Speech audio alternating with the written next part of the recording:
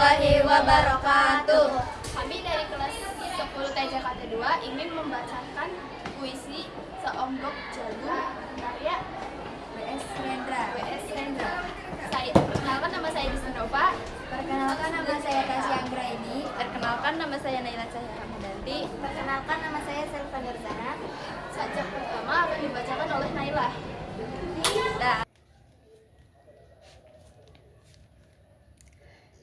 Sajak Seonggok Jagung W.S. Rendra.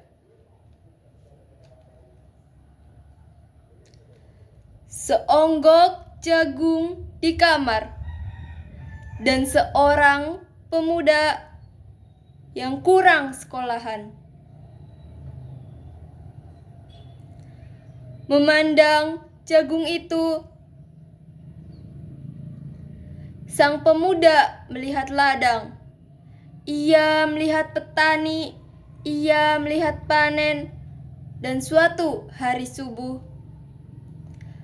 para wanita dengan gendongan pergi ke pasar. Dan ia juga melihat suatu pagi hari di dekat sumur, gadis-gadis bercanda sambil menumbuk jagung menjadi maizena. Sedang di dalam dapur, tungku-tungku menyala. Di dalam udara murni tercium bau kue jagung. Seonggok jagung di kamar, dan seorang pemuda, ia siap menggarap jagung.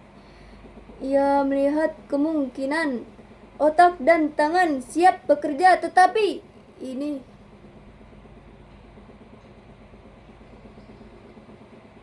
seonggok jagung di kamar, dan seorang pemuda tamat SLA.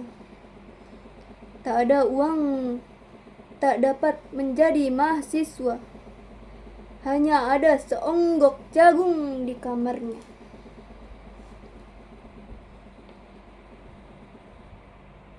Ia memandang jagung itu, dan ia melihat dirinya terlunta-lunta. Ia melihat dirinya ditendang dari diskotik. Ia melihat sepasang sepatu kenes di balik etalase. Ia melihat saingannya naik sepeda motor. Ia melihat nomor-nomor lotre. Ia melihat dirinya sendiri miskin dan gagal. Seonggok jagung di kamar tidak menyangkut pada akal, tidak akan menolongnya. Seonggok jagung di kamar tak akan menolong seorang pemuda yang pandangan hidupnya berasal dari buku dan tidak dari kehidupan,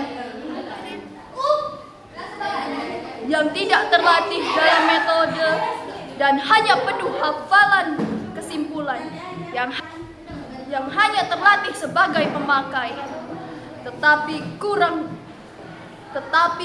latihan bebas berkarya. Pendidikan telah memisahkannya dari kehidupan. Aku bertanya, apakah gunanya pendidikan bila hanya akan membuat seseorang menjadi asing di tengah kenyataan persoalannya?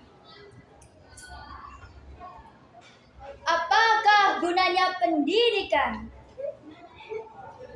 bila hanya mendorong seseorang menjadi layang-layang di ibu kota, kikuk pulang ke daerahnya?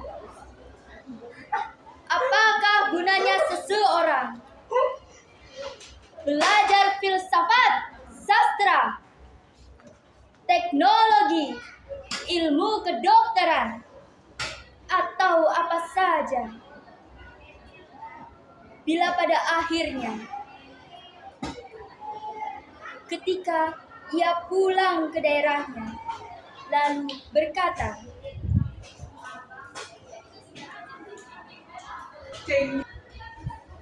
"Di sini aku merasa asing dan sepi." Sekian dari kami, kurang lebihnya mohon maaf. Wassalamualaikum warahmatullahi wabarakatuh.